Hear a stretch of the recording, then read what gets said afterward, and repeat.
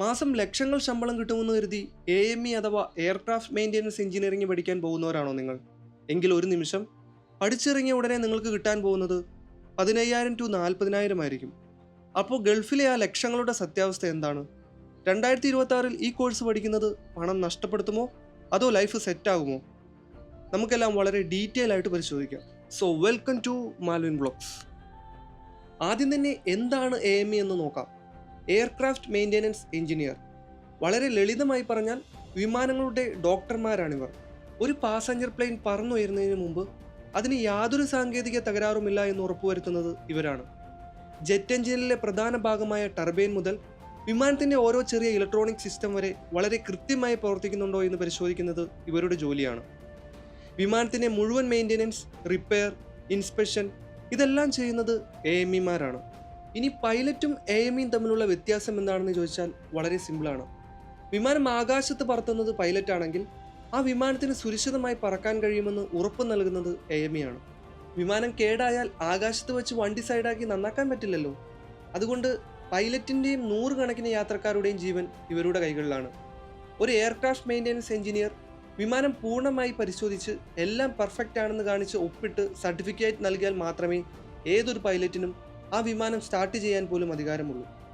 പൈലറ്റാണ് വിമാനത്തിൻ്റെ ഹീറോ എങ്കിൽ ആ ഹീറോയെ സുരക്ഷിതനാക്കുന്ന അൺസങ് ഹീറോയാണ് AME. ഇനി എല്ലാവരും അറിയേണ്ട ആ മെയിൻ കാര്യത്തിലേക്ക് വരാം, സാലറി. ശരിക്കും ഒരു AMEക്ക് എത്രയാണ് സാലറി? നമുക്ക് ഇന്ത്യയിലെ കാര്യം ആദ്യം പറയാം. ഒരുപാട് പേർക്കുള്ള തെറ്റിദ്ധാരണയാണ് കോഴ്സ് കഴിഞ്ഞ ഉടനെ ലക്ഷങ്ങൾ ശമ്പളം കിട്ടുമെന്ന്. എന്നാൽ സത്യം ഇതല്ല.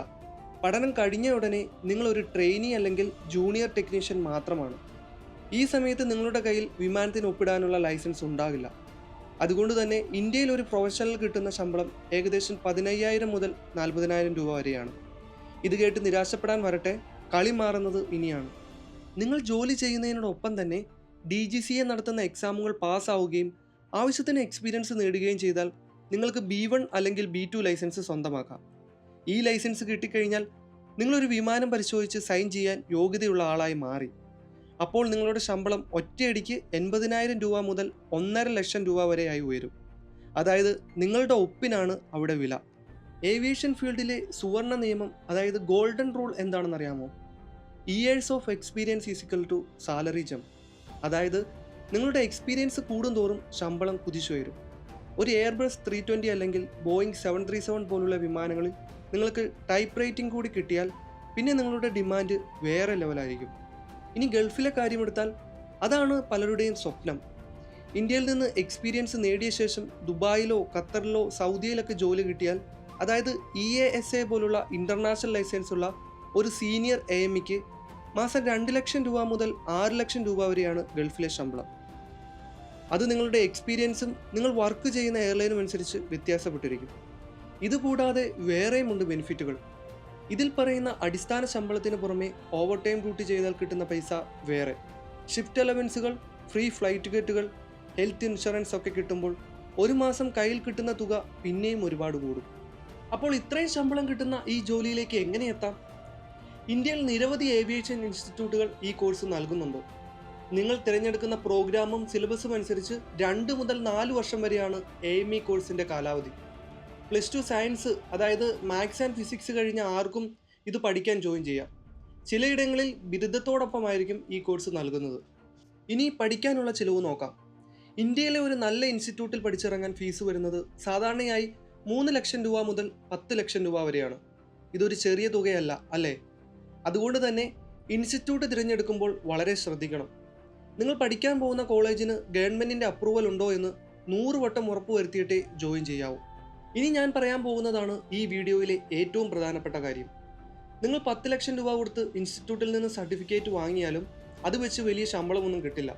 യഥാർത്ഥ കളി തുടങ്ങുന്നത് DGCA, directorate general of civil aviation നടത്തുന്ന മൊഡ്യൂൾ എക്സാമുകളിലാണ്. ഈ പരീക്ഷകളെല്ലാം പാസ്സായി ഇൻഡസ്ട്രിയിൽ നിന്ന് എക്സ്പീരിയൻസ് നേടി നിങ്ങൾ ആ ലൈസൻസ് കയ്യിൽ വാങ്ങണം. അക്ഷരം തെറ്റാതെ പറയാം, ലൈസൻസ് ഇല്ലെങ്കിൽ നിങ്ങളുടെ കരിയർ ഗ്രോത്ത് അവിടെ സ്റ്റക്കാവും. നിങ്ങളുടെ ശമ്പളവും പ്രമോഷനും അവിടെ നിൽക്കും. ഒരു ജൂനിയർ ടെക്നീഷ്യനായി വളരെ ചെറിയ ശമ്പളത്തിൽ ഒതുങ്ങി പോകേണ്ടി വരും. അതുകൊണ്ട് AME പഠിക്കാൻ പോകുന്നവർ ഏതു വിധേനയും ആ ലൈസൻസ് നേടിയെടുക്കും എന്ന ഒറ്റ ലക്ഷ്യത്തോടെ വേണം ഇറങ്ങിത്തിരിക്കാൻ. ഇനി ആരും അധികം പറയാത്ത എന്നാൽ നിങ്ങൾക്ക് അറിയേണ്ട ആ റിയാലിറ്റി ചെക്കിലേക്ക് വരാം. കോഴ്സ് കഴിഞ്ഞാൽ ഉടനെ പ്ലേസ്മെന്റ് കിട്ടി വിമാനത്തിൽ പോയി വർക്ക് ചെയ്യാമെന്ന് ആരും സ്വപ്നം കാണരുത്. IT കമ്പനികളിലേക്ക് സോഫ്റ്റ്വെയർ എഞ്ചിനീയർമാരെ എടുക്കുന്നത് പോലെ എയർലൈനുകൾ ആയിരക്കണക്കിന് AMEമാരെ ഒരുമിച്ചെടുക്കില്ല. വേക്കൻസികൾ വളരെ കുറവായിരിക്കും. തുടക്കത്തിൽ ജോലി കിട്ടാൻ ശരിക്കും പാടുപെടും. പലപ്പോഴും ഒരു അപ്രന്റീസ് ആയിട്ടോ കോൺട്രാക്ട് അടിസ്ഥാനത്തിലോ ആയിരിക്കും ജോലി കിട്ടുക. ഈ സമയത്ത് വെയിലും മഴയും നോക്കാതെ ടാർമാക്കിൽ കിടന്ന് കഷ്ടപ്പെടേണ്ടി വരും. ഈ ഒരു സ്ട്രഗ്ലിംഗ് ഫേസ് കടന്നു കിട്ടാൻ നല്ല ക്ഷമ വേണം. ഇനി രണ്ടാമത്തെ കാര്യം, നേരത്തെ പറഞ്ഞ പോലെ ആ DGCA എക്സാമുകൾ. ഇത് കോളേജിലെ സെമസ്റ്റർ പരീക്ഷ പോലെ എളുപ്പമല്ല. വളരെ സ്ട്രിക്റ്റായ, പാസ്സാകാൻ നല്ല പാടുള്ള പരീക്ഷകളാണവ. ഒരുപാട് വിദ്യാർത്ഥികൾ ഈ പരീക്ഷകൾ പാസ്സാകാൻ കഴിയാതെ കോഴ്സ് പാതിവഴിയിൽ ഉപേക്ഷിച്ച് മറ്റു ഫീൽഡുകളിലേക്ക് പോകാറുണ്ട്. രാത്രിയെന്നോ പകലെന്നോ ഇല്ലാതെ ഡെഡിക്കേഷനോടെ പഠിക്കാൻ തയ്യാറുള്ളവർക്ക് മാത്രമേ ഈ പരീക്ഷകൾ ക്ലിയർ ചെയ്ത് ലൈസൻസ് സ്വന്തമാക്കാൻ കഴിയൂ. അല്ലാത്തവർക്ക് ഇതൊരു ബാലികേറാമലയായിരിക്കും. ഇനി മൂന്നാമത്തെ കാര്യം, ഗൾഫിലെ ആ 6 ലക്ഷം രൂപയുടെ ശമ്പളം. പലരും കോഴ്സിൽ ചേരുമ്പോൾ തന്നെ ചിന്തിക്കുന്നത് പഠിച്ചിറങ്ങിയ ഉടനെ ദുബായിലേക്ക് വിമാനം കയറാമെന്നാണ്. എന്നാൽ സത്യം അതല്ല. ഫ്രഷേഴ്സിനെ ഗൾഫ് രാജ്യങ്ങളിൽ എഞ്ചിനീയറായി നേരിട്ടെടുക്കില്ല. അവിടെ ജോലി കിട്ടണമെങ്കിൽ നിങ്ങൾ ഇന്ത്യയിൽ നിന്നോ മറ്റോ ലൈസൻസ് സ്വന്തമാക്കുകയും കുറഞ്ഞത് 2 മുതൽ 3 വർഷമെങ്കിലും എയർബസിലോ ബോയിങ്ങിലോ നല്ല എക്സ്പീരിയൻസ് ഉണ്ടാക്കിയെടുക്കുകയും വേണം. നാട്ടിൽ നിന്ന് പണിയെടുത്ത് എല്ലാം പഠിച്ച് എക്സ്പീരിയൻസ് സർട്ടിഫിക്കറ്റുമായി പോയാൽ മാത്രമേ ഗൾഫിൽ നിങ്ങൾക്ക് ആഗ്രഹിക്കുന്ന ആ വലിയ ശമ്പളത്തിൽ ജോലി കിട്ടൂ. അല്ലാതെ പഠിച്ചിറങ്ങിയ പാടെ ആരും വിസ തന്ന് അങ്ങോട്ട് വിളിക്കില്ല.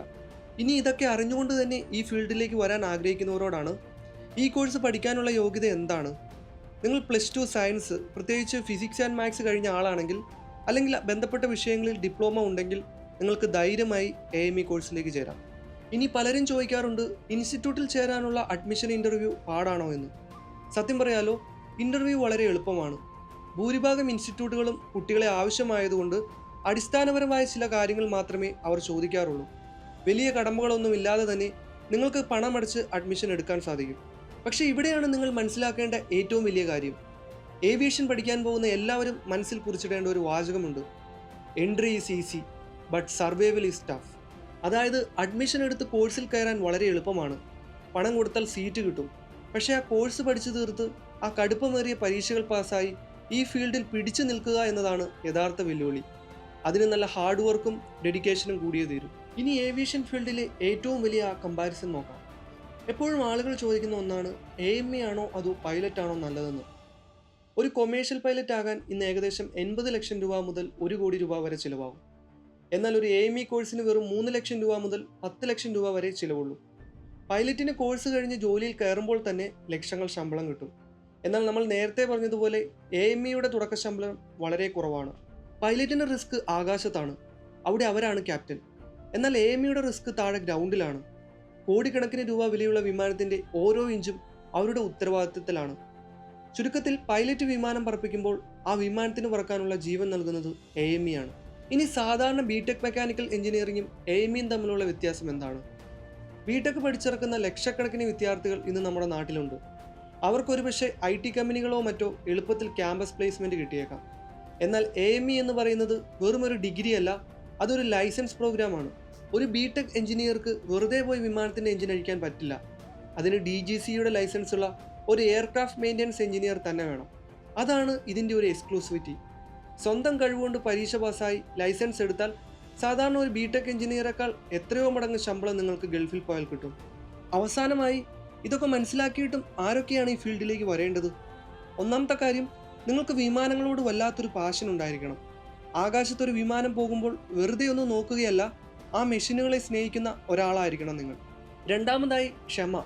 പഠനം കഴിഞ്ഞ് ഒരു 2 മുതൽ 5 വർഷം വരെ കഷ്ടപ്പെടാനും നിരന്തരം പഠിച്ച് ആ പരീക്ഷകൾ പാസ്സാകാനും തയ്യാറായുള്ളവർക്ക് ധൈര്യമായി ഈ കോഴ്സിലേക്ക് വരാം.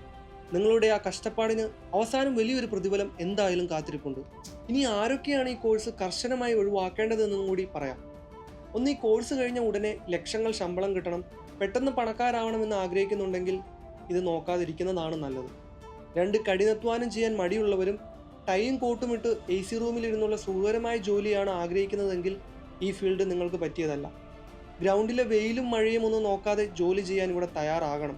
മൂന്നാമതായി, കോഴ്സ് കഴിഞ്ഞ് ബുക്കെടുത്ത് പഠിക്കാൻ മടിയുള്ളവരും ടഫായ എക്സാമുകൾ എഴുതിയെടുക്കാൻ തയ്യാറല്ലാത്തവരും ഈ വഴി നോക്കാതിരിക്കുന്നതായിരിക്കും നല്ലത്. കാരണം അവർക്കിതൊരു വലിയ പരാജയമായി മാറരുത്. അപ്പോൾ നമ്മൾ അവസാനത്തെ ചോദ്യത്തിലേക്ക് വരികയാണ്.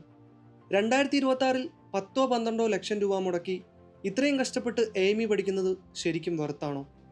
ഒരു ഫേക്ക് ഹൈപ്പും ഇല്ലാതെ വളരെ ക്ലിയർ ആയിട്ട് ഞാനൊരു ഉത്തരം പറയാം. തീർച്ചയായും അതെ. പക്ഷേ വലിയൊരു കണ്ടീഷനുണ്ട്. നിങ്ങൾ എന്ത് വില കൊടുത്തും പഠിച്ച് ആ DGCA ലൈസൻസ് എടുക്കാൻ തയ്യാറാണെങ്കിൽ മാത്രം. ലൈസൻസ് ഇല്ലാതെ വെറും ഒരു ഡിഗ്രി സർട്ടിഫിക്കറ്റുമായി ഇറങ്ങിയാൽ ഈ കോഴ്സ് നിങ്ങൾക്കൊരു വലിയൊരു നഷ്ടക്കച്ചവടമായിരിക്കും. എന്നാൽ ആ പരീക്ഷകൾ പാസ്സായി ലൈസൻസ് സ്വന്തമാക്കിയാൽ ഇത് നിങ്ങളുടെ ലൈഫ് മാറ്റിമറിക്കും. ഇതൊരിക്കലും ഒറ്റ രാത്രി കൊണ്ട് കോടീശ്വരനാവുന്ന ഒരു മാജിക് ട്രിക്ക് അല്ല.